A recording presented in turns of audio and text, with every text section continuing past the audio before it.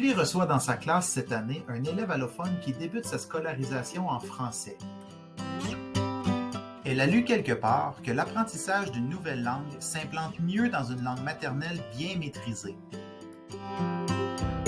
Elle se pose alors la question, pour favoriser l'apprentissage du français, devrait-on encourager les parents de l'élève allophone à ne parler que le français à la maison ou devrait-on plutôt les encourager à continuer de parler leur langue maternelle?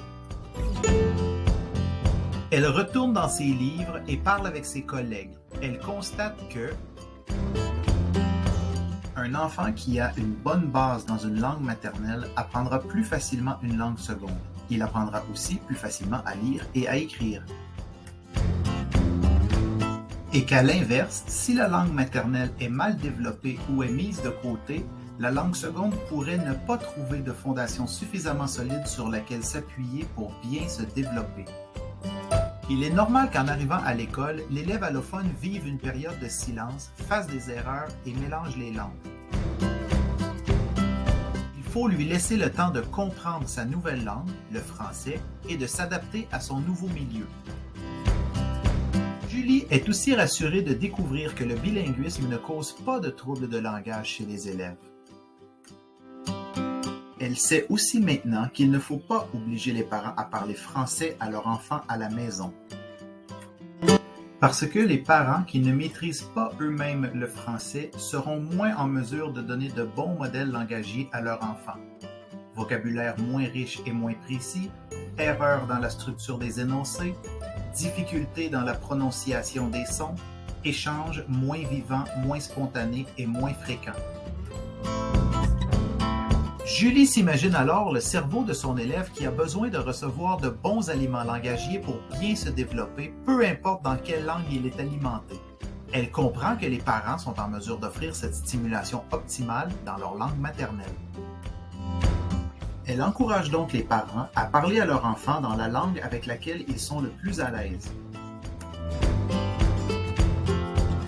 C'est ainsi qu'ils pourront alimenter leur enfant avec de meilleurs modèles langagiers. Vocabulaire plus riche et précis, énoncés plus longs et complexes, meilleure prononciation des sons, modèles langagiers riches et diversifiés. Julie découvre d'autres avantages à encourager les parents à parler leur langue maternelle. Cela permettra de renforcer la langue maternelle et l'identité culturelle de l'enfant, d'augmenter le sentiment de compétence des parents car ils pourront partager davantage avec leur enfant comme des histoires et des chansons dans leur langue, de favoriser le lien d'attachement à la langue maternelle et de maintenir les liens familiaux élargis.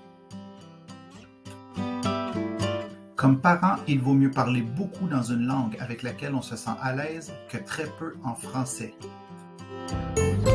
Julie décide alors de dresser une liste d'idées pour aider les parents à s'y retrouver.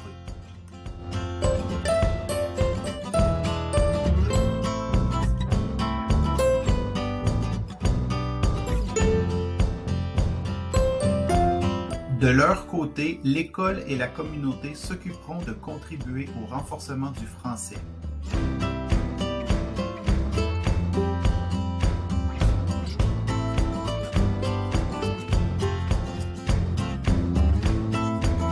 Et comme Julie est maintenant plus à l'aise avec les principes liés à l'apprentissage d'une nouvelle langue, elle sait que démontrer de l'ouverture envers la langue et la culture de son élève et l'encourager à y recourir sont des ingrédients clés pour favoriser son intégration autant linguistique, scolaire que sociale. En reconnaissant l'élève bilingue pour qui il est, Julie ouvre un monde de possibilités. Si vous voulez en savoir plus, différentes ressources sont disponibles pour vous.